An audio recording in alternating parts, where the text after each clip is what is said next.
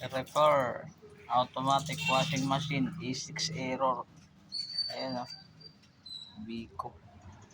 Ayan, so ito yung ating re-repair ngayon. E6. Bukas na tayo. So, i-repair muna natin. Right? Ayan o. Ayan no, tinanggal natin yung parts. Ngayon mag-try tayo. Okay. Start. Ayan natin kung lalabas pa rin yung error na ano. E6. Dapat mag-i-spin po yan. Antayin natin.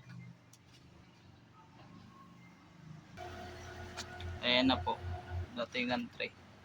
Nag-spin na siya.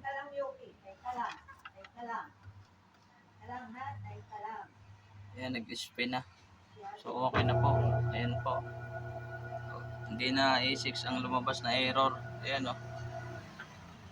Nag-spin na rin. Ito lang.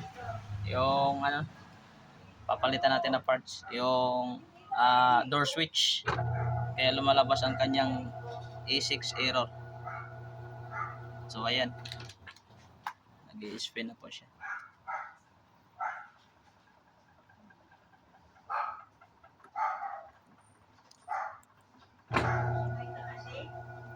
Ayan. Ayan. Kanina, ang lumalabas nito na error E6. So ayan no, after natin na check yung parts, yung kanyang door switch or door bump switch, no?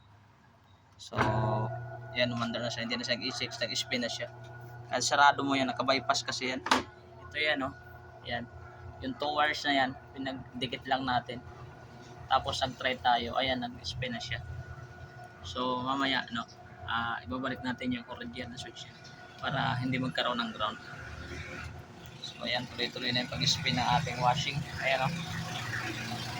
So sa mga nais nga po pala mag-home service and repair no, pwede nyo po i-message sa aking Facebook page or sa aking FB page, Ana Air Conditioning and Refrigeration Services. Gumagawa po kami ng automatic washing machine, refrigeration, air condition, microwave, and then oven, water heater.